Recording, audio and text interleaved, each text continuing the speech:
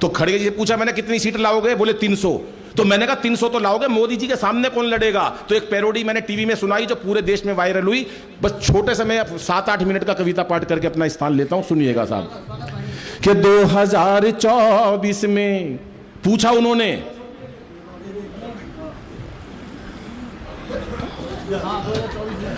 2024 में मोदी जी को कैसे है हराना, मोदी जी को कैसे, पूछा उन्होंने केजरीवाल जी से, मोदी जी को कैसे है हराना। तो क्या बोले कि मुझे मत लड़ाना, मुझे मत फसाना। तालियां थोड़ी थी साहब आपकी। ये मुझे मत लड़ाना, मुझे मत फसाना। बोले क्यों, तो क्या बोले कि भूला नहीं हूं यारों अब तक काशी, तब से रुकी ना मेरी अब तक खांसी। मेरा ये तजुर्बा हो, मेरा ये तजुर्बा है पुराना, लेकिन मुझे मत लड़ाना, मुझे मत फसाना।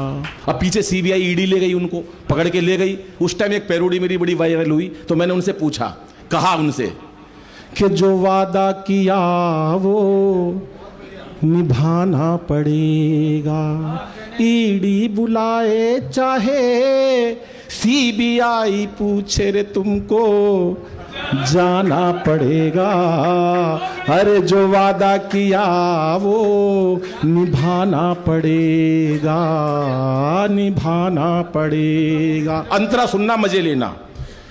सतेंद्र ने अंदर से आवाज दी है, थोड़ी तालियां बजाई, मजा नहीं आया साहब। सतेंद्र ने अंदर से आवाज दी है, सारी प्लानिंग मिलके आपस में की है। आलाप सतेंद्र ने अंदर से आवाज दी है, सारी प्लानिंग मिलकर आपस में की है। उसी दोस्ती, अरे उसी दोस्ती का कर्जा चुकाना पड़ेगा। अरे जो पूछोगे तुमको बताना पड़ेगा, बताना पड़ेगा। बस एक अंतिम गीत सुनाता हूं।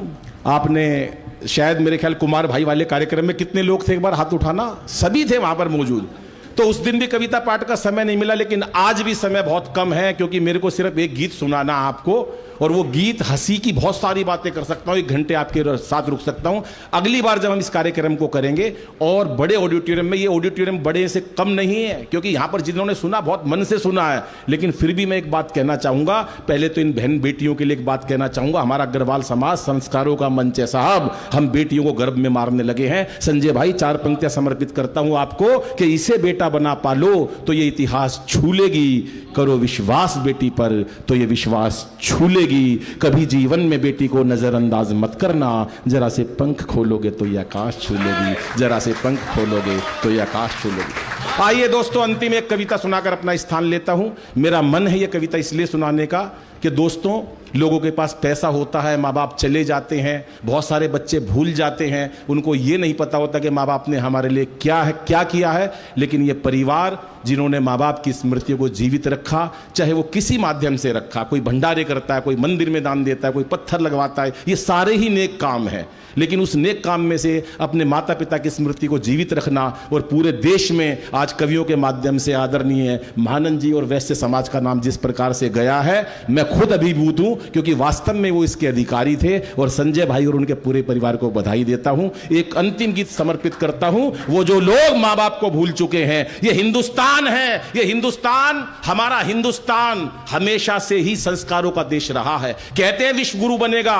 जब गांव से हम यहां पर आए, मेरी उम्र 5 साल की थी, अब 56 साल की है। जब मैं 5 साल का दिल्ली में आया, हमने नहीं सुना था वृद्धाश्रम क्या होते हैं। वृद्धाश्रम होते ही नहीं थे। घर में कम खाना पीना होता था, उसके बावजूद भी मां बाप की सेवा और इज्जत होती थी। कितना भी थोड़ा कमा ले, मां बाप के पैर बच्चे दबाते थे, मां बाप को हमेशा इज्जत देते थे। लेकिन आज करोड़पति लोग भी मां बाप को वृद्धाश्रम में भेजते हैं। तब कहीं कविता मन में फूटती है। मैं अपने नए बाजार की दुकान पर बैठा दालों का काम कर रहा, अनायास ही मेरे दिल में कहीं से एक भावना जागी और मां की मेरे को याद आ गई। 1995 में मेरी मां चली गई थी। 1995 में गई। मैं अपनी मां से बहुत प्यार करता था, आप भी सब करते होंगे। तो एक दर्द उठा इस बात का कि मां की कीमत क्या होती है। वृद्धाश्रम बनने लगे हैं, कैसे होते हैं बच्चे जो मां बाप को वृद्धाश्रम में छोड़ देते हैं, और कैसा होता है ये परिवार जो अपने पिता की स्मृतियों को जीवित रखता है। साहब एक कविता केवल 9 पंक्ति की, और जो मोबाइल पे बात कर रहे हैं, मेरा आग्रह है सर प्लीज ये बात फिर कर लेना। एक बहुत जरूरी कविता जो मन की से लिखी गई है, बड़ी मेहनत लगती है कविता लिखने में। एक एक आंसू जब इस पे पड़ा, इसकी एक एक अक्षर पर, तो अगर सारे आंसू गिर जाते तो कविता खत्म हो जाती। इतना रोया हूं मैं इस कविता को लिखते टाइम, और बड़ा भावुक हो जाता हूं। सरिता जी, मैं दुकान पर बैठा, मैंने सोचा अगर एक छोटा सा बच्चा 7-8 साल का, उसकी मां चली जाए तो उसके मन पर क्या गुजरेगी। घर में पिता है, कोई भाई बहन नहीं है, तो उसकी भावनाएं सुनिए। और कविता का मर्म केवल इतना है कि अपने मां बाप को हमेशा याद रखना, उनकी इज्जत करना, उनका सम्मान करना। आप सभी संस्कारी हो, मैं आपको ज्ञान नहीं देता, लेकिन कहीं भी बात पहुंचेगी तो मां बाप के प्रति एक श्रद्धांजलि होगी। बाबूजी को सुनिएगा, बैठ जा भैया, हिलना मत जरा। 3-4 मिनट की कविता है। काश मेरी भी मां होती, वो बच्चा रो रहा है जिसकी मां चली जाती है। काश मेरी भी मां होती तो सपने रोज संजोती। काश मेरी भी मां होती। अब ना किसी की आंख का तारा, अब ना किसी की आंख का तारा, कौन कहेगा राज दुलारा, कौन कहेगा राज दुलारा। अब रूठूं तो कौन मनाए, अरे मेरी गलती पर समझाए। बिन माँ बाप के बचपन सुना, बुझ गई ममता की ज्योति। काश मेरी भी मां होती। केवल अंतिम 6 पंक्तियां। कोरोना का समय आया, लोग हमने अपने अजीज लोग छोड़ दिए, मर गए वो लोग, चले गए जो हॉस्पिटलों में गए, जो घर में माँ बाप के पास, परिवार के पास थे, वो जीवित बच गए। कितनी बड़ी बात है साहब, ये परिवार है, ये हिंदुस्तान है जहाँ संस्कारों का देश है। बच्चे के साथ 4 बुखार हो जाता है, घर में पापा है, पापा भी अपने काम पर चले गए हैं, घर में कोई नहीं है, तो बच्चे की क्या फीलिंग हो सकती है। आप कल्पना, मेरी कल्पना है, केवल आप सोचिए साहब, सुनिएगा। बच्चे के बुखार होता तो क्या सोच सकता है वो, कि कल जब मुझको ताप ने घेरा, कल जब मुझको ताप ने घेरा, तो भर आया पागल मन मेरा, भर आया पागल मन मेरा। आंखों में उस माँ का चेहरा, वो लिटा गोद में दवा पिलाती, अरे लोरी गा कर मुझे सुलाती। मेरा मुन्ना डर ना जाए, पास मेरे वो सोती। काश मेरी भी माँ होती। मैं अपनी बहन की आंखों में आंसू देख रहा हूं, क्योंकि जिसके दिल में सच्चा दिल धड़कता है, माँ बाप के प्रति प्यार होता है, कहीं ना कभी ये कविता सुनकर उनकी आंखें छलक की जाती है। मैंने ओमान में जब ये कविता पढ़ी तो तमाम ओमान रोने लगा, और मैं खुद इतना अभिभूत और भावुक हो जाता हूँ, क्योंकि मंच पर मेरे को ये मौका नहीं मिलता सुनाने का। मंच पर हास्य पसंद करते हैं, लेकिन आज जो समय है बाबूजी की स्मृति में कार्यक्रम है, मैं समर्पित करता हूँ संजय भाई आपके परिवार को। अंतिम 3 पंक्तियाँ। एक ने पूछा मेरे से, माँ बाप का फर्ज कैसे पूरा करेंगे अनिल भाई, इतनी बड़ी कविता पढ़ी आपने। मैंने कहा कभी जिंदगी में माँ बाप का कर्जा पूरा नहीं कर सकते। जिसने जन्म ही दिया, जिसका अस्तित्व ही तुम, जिसका खुद पूरा अस्तित्व ही तुम्हारा माँ बाप है, तुम उसका कर्जा कैसे अदा करोगे? बोले फिर भी इस कलयुग के अंदर क्या करें? मैंने कहा ज्यादा तो मुझे नहीं पता, छोटे छोटे 2-3 काम करो जो मैं समाज में देखता हूं।